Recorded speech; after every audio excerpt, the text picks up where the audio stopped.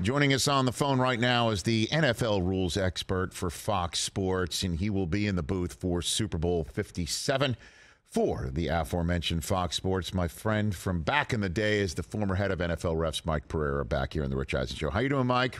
I'm doing great. How are you? I'm great, man. Let's just jump right into it. Officiating last weekend was right in the crosshairs, and I'm just wondering, did replay assist, which again is the New York City based office of the NFL officials who are watching the game and monitoring the game and chiming in about correcting certain rules, calls that were made on the field. Was that used less this weekend than the first two weekends of the playoffs? Because that sure looked like the way to me, Mike.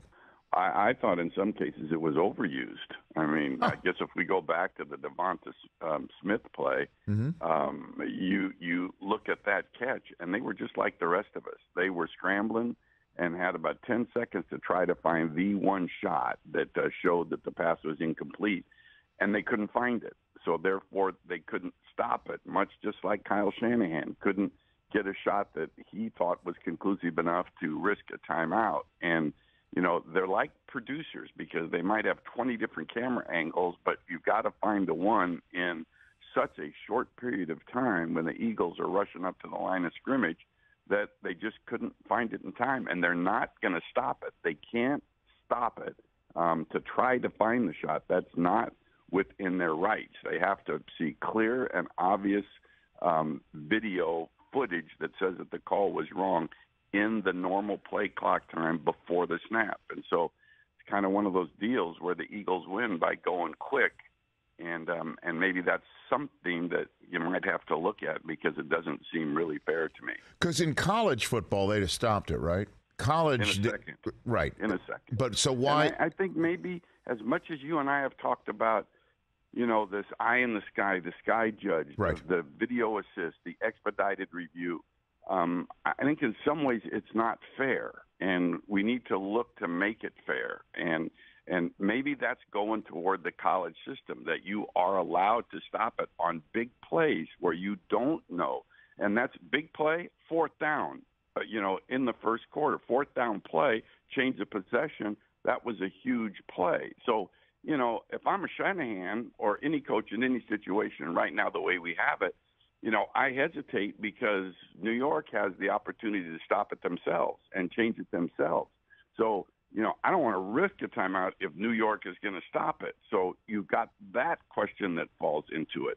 Overall, the system is good, Rich, but, you know, it's still new how they're using this, but it still it brings up some inequities that I think need to be looked at. And I'm glad you started with the Devonta Smith catch. It was basically the first big play of championship weekend and the first controversial replay, I guess, involved a decision of the weekend where the coach, Shanahan, you said, didn't throw the challenge flag or call a timeout to take a look at it and throw a challenge flag, and replay assist didn't chime in. And you're saying, again, the reason why they didn't chime in is they didn't get a shot fast enough, even though they're getting it in real time.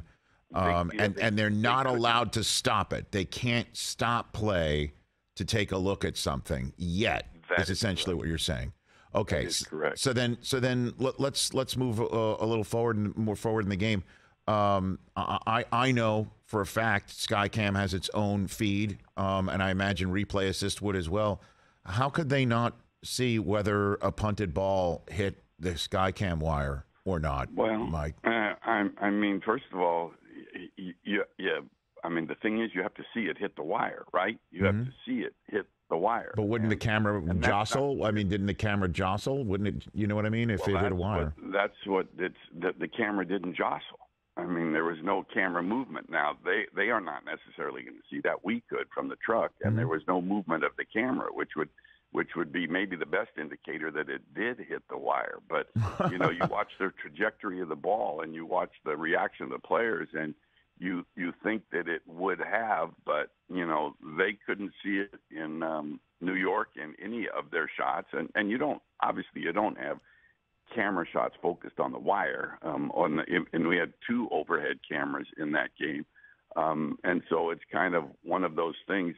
It's unusual, but everything about this past Sunday was unusual, it seemed, and that's kind of one of those deals. The rule was put in that you'd have a do-over if that happens. Right. It basically came because of the Cowboys scoreboard. That's when it was put in, but it's one of those where nobody. There's no official that's looking up at the flight of the ball. They're focused on the players and not the flight of the ball and the blocks during the kick. It's just one of those things that was weird that just couldn't be proved. But even as I speculated in the booth, the reaction by all the Eagles players sure made it seem like it must have hit the wire, but you just couldn't see it. There's a couple other ones to hit you on from Championship Sunday. Mike Pereira here on the Rich Eisen Show. I feel like we're back on Total Access back in the day as I walk through all these I wish we were. official review segments here like we were doing back in the day. That was great. The play in Kansas City and Cincinnati, Marquez Valdez-Scantling is reaching for the first down line. He reaches the ball out and pulls it back. 2 things here. First one, why didn't replay assist chime in there? Reed had to call a timeout and then throw the challenge flag. Why didn't they chime in there? Isn't that exactly what they're there for? Yes, that is. I think it was a really close play. You had to determine, did they actually give forward progress? Did you have forward progress on that play? But to me, that was an example of one that if you had the clear shot, which they did, to get to the solid line, the hash mark, that showed that he reached that line, then, you should be able to change that. But let's we've talked about this before when it comes to a full-time sky judge. We're taking steps, and we're getting there, but it's still new. And when you have championship weekend, everything's a little bit, there's always more pressure tied into it, and sometimes you may not do something that afterwards you think you should have, but that is one where I do think they probably could have jumped in and saved the challenge. And even that statement there bothers me, because if you save a challenge for one team and don't save a challenge for another, right, and you have the ability to do that, that's a bit of inequity, and that's the thing that does concern me to a degree. But in that one, I do feel they could have made the change. Yeah, and then the question is, though, because I got a lot of rule book experts on my Twitter feed saying, like, a first down line to gain is not like breaking the plane of the end zone. That the fact that Valdez-Scantling pulled the ball back means he shouldn't have gotten the yardage. Is that true, or that's not true? Well, that's not true. I mean, if it's a goal line, the play's over. Right. I mean, that ends. It doesn't end in the field of play. But if you are in contact with a defensive player, yes, then you get the forward most progress spot. It doesn't end at that point, but it's treated completely different than the goal line plane. So that the only question becomes actual progress. Where do you award progress? So that's the forward-most point of the ball when in contact by a defender, and that is reviewable only in regards to the line to gain, the first down line or the goal line, but it is 2 different things. What happened on the play in Kansas City where it looked like the Bengals are getting off the field? They stop on 3rd down, hold on a second. The play has to be replayed over again because it was whistled by one official all the way in the secondary because of a play clock issue, something like that? What happened there? And again, now this is why I said at the beginning of the conversation, I mean, I think at times it was overused, this video assist. They adjusted the spot of the ball late in the play clock. They adjusted it by a half a yard. So they had the line of scrimmage official come in and move the ball a half a yard. I mean, and so then they have to reset the play clock because the play clock was too low. So they reset the play clock, stop the game clock, and then all of a sudden they have to make it. The referee Ron Torbort has to make an announcement as to when to start the clock, and depending on who's, you hear what he said, start the clock on my signal. The timer did it. It wasn't supposed to run. And then the side judge comes in and, it's so loud, and he's he's not in there very quickly, but it becomes, a redo. It becomes a mess. And that's overuse of this video assistant. Why are we moving the ball a half a yard when it's 3rd and 9? I mean, I get it if it's 3rd and 1 or 3rd and a half, I get it there, but 3rd and 9 and you're going to move the ball half a ball length or half a yard, with the play clock running.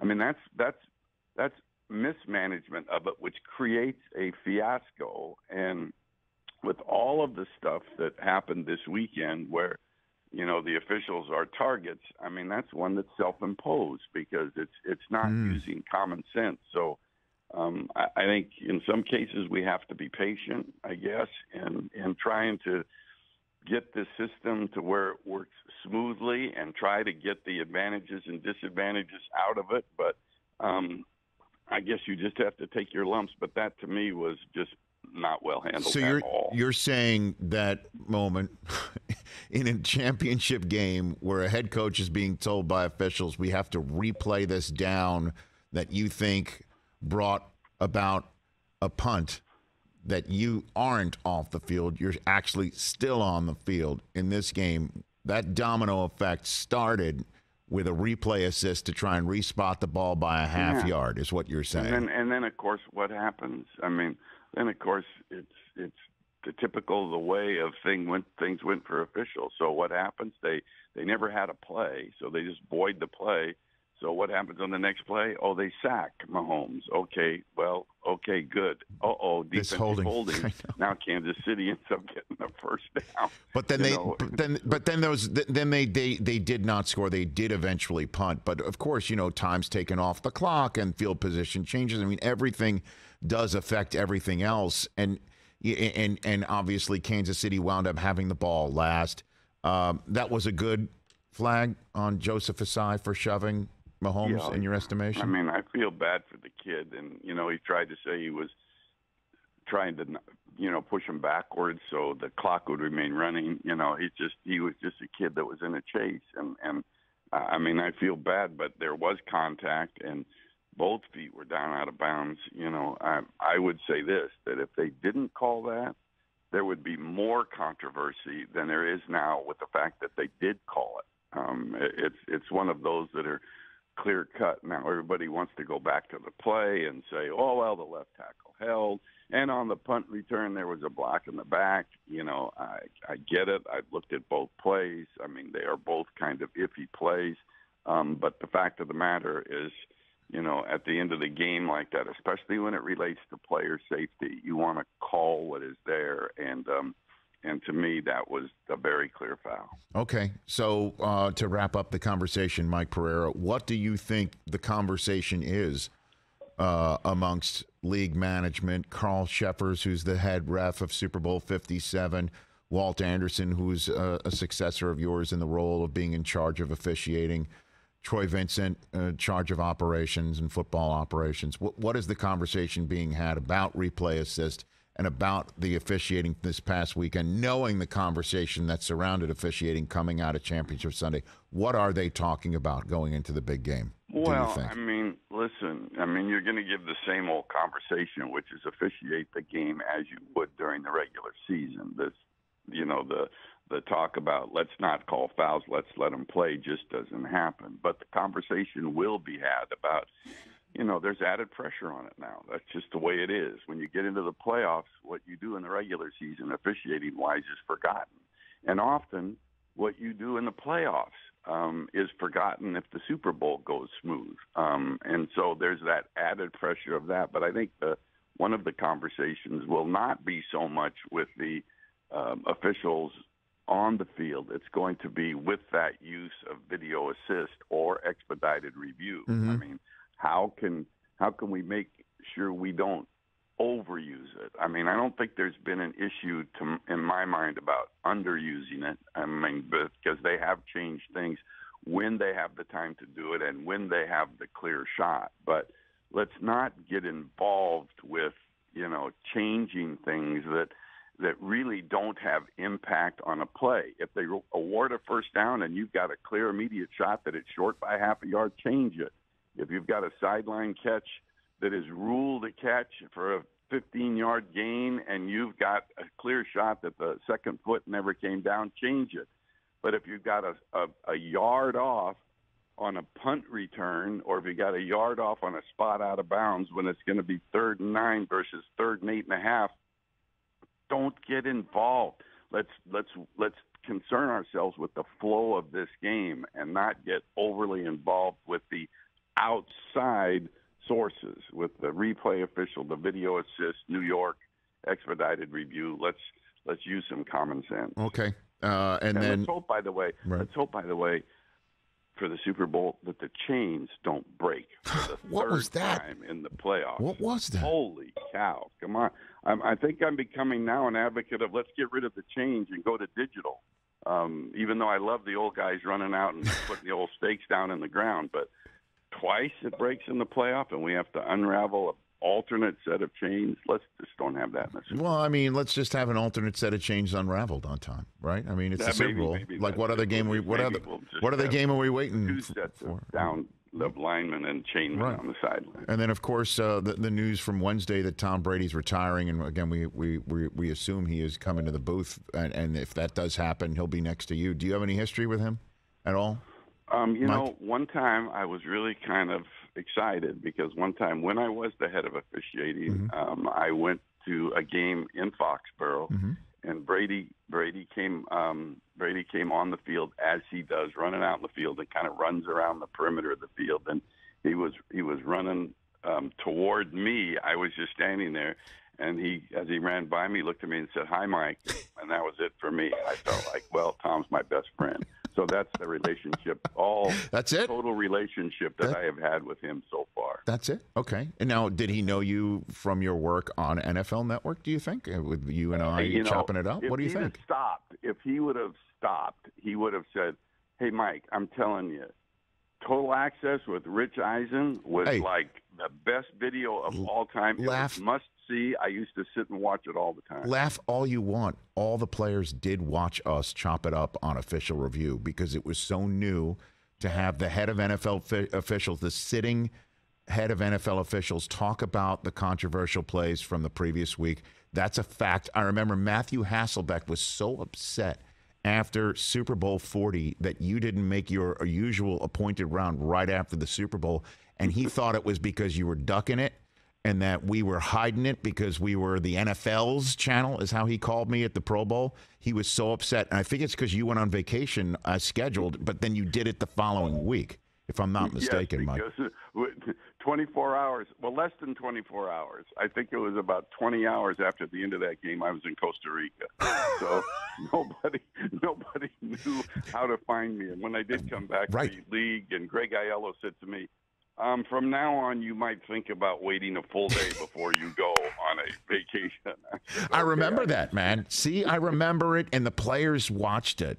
They watched it. They saw it. So. Well, in reality, I think you have to take some credit too. Oh, I'm doing that. Although people may not like this, but you have to take credit that really, when it comes to the NFL, you were my first foray into television.